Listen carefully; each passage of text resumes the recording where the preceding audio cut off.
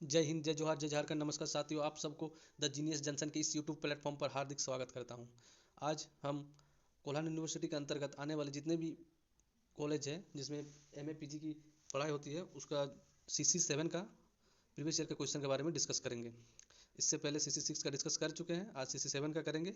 तो आप सबको जब वक्त ज़्यादा जाया नहीं करते हुए चलिए डिस्कस करते हैं। कितना क्वेश्चन आता है, कितना मार्क आता है, सब CC6 वाला क्वेश्चन में हम बता चुके हैं। अब हम इसमें नहीं बताएंगे, तो चलिए देखते हैं। पहला इसका क्वेश्चन है जो वस्तुनिष्ठ टाइप का है। प्रगतिवाद का प्रवर्तक किस छायावादी रचनाकार को माना जाता है? ऑप्शन में है आपका निराला जी, प्रसाद जी तथा पंत जी, अज्ञे जी। तो इसका आंसर होगा निराला जी। इसका आंसर होगा निराला जी। चलिए दूसरा क्वेश्चन में आते हैं। हिंदी काव्य जगत में त्रिलोचन किसके लिए प्रसिद्ध है? तो हिंदी काव्य जगत में त्रिलोचन सोनेट के लिए, जो पहला ऑप्शन है यही इसका आंसर होगा, सोनेट के लिए प्रसिद्ध है। चलिए तीसरा क्वेश्चन पाते हैं। प्रगतिवादी आंदोलन और विकास किस लेखक की है? तो इसका आंसर डाउट में है, तो आप थोड़ा देख लीजिएगा। चलिए इसका आंसर आप सब देख लीजिएगा। चौथा में आते हैं। अकाल और उसके बाद के कवि का नाम क्या है? अकाल और उसके बाद के कवि का नाम, ऑप्शन देख लेते हैं। पहला ऑप्शन है त्रिलोचन, दूसरा ऑप्शन है नागार्जुन जी, तीसरा ऑप्शन है शिवमंगल सिंह सुमन, चौथा है इनमें से कोई नहीं। तो इसका आंसर होगा नागार्जुन जी। इसका अकाल और उसके बाद का प्रकाशन 1952 को हुआ है, ये भी जान के रखिए। ठीक है, अभी अगर 5 नंबर क्वेश्चन में आ जाते हैं। प्रगतिवादी समीक्षक है, तो इसका आंसर होगा आपका रामविलास शर्मा जी। चलिए थोड़ा जल्दी जल्दी करते हैं, क्या कि समय का पाबंद है। तो छठा क्वेश्चन में आते हैं। भारत में प्रगतिशील लेखक संघ की शाखा कब खुली? तो इसका आंसर होगा 1936। 1 तथा 10 अप्रैल के बीच इसका अधिवेशन हुआ। चलिए 6 नंबर तो होगा। 6 नंबर में आते हैं। भारतीय प्रगतिशील लेखक संघ का गठन कहाँ हुआ है? तो इसका ऑप्शन है भारत, इंग्लैंड, पेरिस, रूस। तो आंसर होगा इसका भारत। कहीं के लंदन भी है, लेकिन लंदन का तो ऑप्शन नहीं, इंग्लैंड है, तो चलिए भारत ही होगा इसका। अच्छा हो गया। अभी 9 नंबर देखिए। प्रगतिवादी काव्यधारा का समय सीमा कब तक मानी जाती है? ये तो आसान है।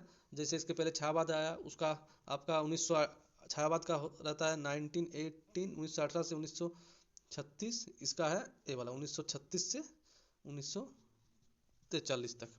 ठीक है, चलिए अभी कितना हुआ? 8 नंबर। 9 नंबर। प्रयोगवाद के सर्वश्रेष्ठ कवि कौन है? ये देखिए प्रगतिवाद में आप लोग का प्रयोगवाद का क्वेश्चन दिया है। देखिए ये वाला क्वेश्चन तो, जो ये वाला प्रयोगवाद के सर्वश्रेष्ठ कवि कौन है, जो आपका CC7 CC8 में है प्रयोगवाद, उसका क्वेश्चन दे दिया है CC7। चलिए फिर भी जान लेते हैं। प्रयोगवाद का सर्वश्रेष्ठ कवि है अज्ञे जी, जो सच्चिदानंद हीरानंद वात्स्यायन अज्ञे जी, ये सर्वश्रेष्ठ कवि माने जाते हैं प्रयोगवाद के। ये तो सभी तीनों प्रगतिवाद के कवि हैं, लेकिन अज्ञे जी प्रयोगवाद के कवि हैं। चलिए 10 नंबर क्वेश्चन में आते हैं। लंदन में गठित भारतीय प्रगतिशील लेखक संघ का नेतृत्व किया था? ये देखिए यहाँ पे लंदन में हम बोल रहे थे, वो वाला क्वेश्चन में वो भारत और लंदन का ऑप्शन, तो भारत हो गया। इसमें लंदन में गठित, तो इसका आंसर कहीं कहीं पर प्रेमचंद जी भी है तो लेकिन प्रेमचंद नहीं होगा। इसका आंसर होगा आपका तीसरा नंबर, मुल्कराज आनंद बस वो सज्जाद जहीर जी, इसका आंसर होगा। चलिए फिर देख लीजिए, आप लोग को जिसमें डाउट आउट होगा थोड़ा आप ध्यान से देख लीजिएगा। चलिए लॉन्ग क्वेश्चन डिस्कस कर लेते हैं, एग्जाम है आप सबका। प्रगतिवाद, पहला क्वेश्चन देखिए। प्रगतिवाद की पृष्ठभूमि एवं अवधारणा पर प्रकाश डालिए। तो एकदम आसान क्वेश्चन है, प्रगतिवाद की पृष्ठभूमि और अवधारणा। फिर वही उसी टाइप का दूसरा क्वेश्चन दिया है। देखिए दोनों एक क्वेश्चन याद करने से दोनों क्वेश्चन आ जाएगा। प्रगतिवाद किसे कहते हैं? प्रगतिवाद की विशेषताओं का वर्णन करें। ये कोई हार्ड क्वेश्चन नहीं है, दोनों ठीक ही क्वेश्चन है। नागार्जुन जी जो एक विख्यात कवि हैं, उसके काव्यगत विशेषताओं पर प्रकाश डालने के लिए कहा गया है, ये भी ठीक क्वेश्चन है। प्रगतिवादी कवि रामविलास शर्मा द्वारा प्रतिपादित काव्य सिद्धांतों की व्याख्या करें। ये थोड़ा हार्ड क्वेश्चन है, जो रामविलास शर्मा जी का जीवन परिचय के बारे में थोड़ा लिख के उसके काव्य सिद्धांतों की व्याख्या करना पड़ेगा। जो आप लोग का आसान समझिएगा वो आप लिखिएगा। ये तो प्रीवियस ईयर है, ये सब तो नहीं आएगा, मे भी एक आध क्वेश्चन रिपीट हो सकता है। चौथा हो गया। पांचवा क्वेश्चन देखते हैं। बादल को घिरते देखा कविता की विशेषताओं का वर्णन करें। अभी आ जाते हैं। आप लोग कमेंट में बताइए कि बादल को घिरते देखा कविता किस कवि का है? भीख मांगते त्रिलोचन को देखा है कविता का काव्यात्मक सारांश लिखिए।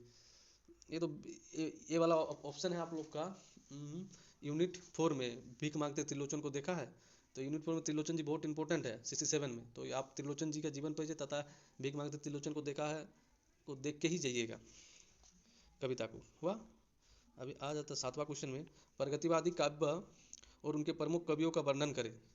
प्रगतिवादी काव्य और उनके प्रमुख कवि, प्रगतिवाद के जो जो प्रमुख कवि हैं वर्णन करने के लिए कहा गया है। अभी 7वां हो गया। 8वां, प्रगतिवादी कवि शिव मंगल सिंह सुमन के व्यक्तित्व एवं कृतित्व पर प्रकाश डाले। यहाँ पे शिव मंगल सिंह सुमन के व्यक्तित्व तथा कृतित्व पर प्रकाश डालने के लिए कहा गया है। मतलब ये है आपका शिव मंगल सिंह सुमन जी, यूनिट 2 में आता है, देख लीजिएगा सिलेबस में पढ़ा हुआ है सब। तो इसके अंतर्गत शिव मंगल सिंह सुमन जी, केदारनाथ अग्रवाल जी, रामविलास शर्मा जी इंपॉर्टेंट आते हैं।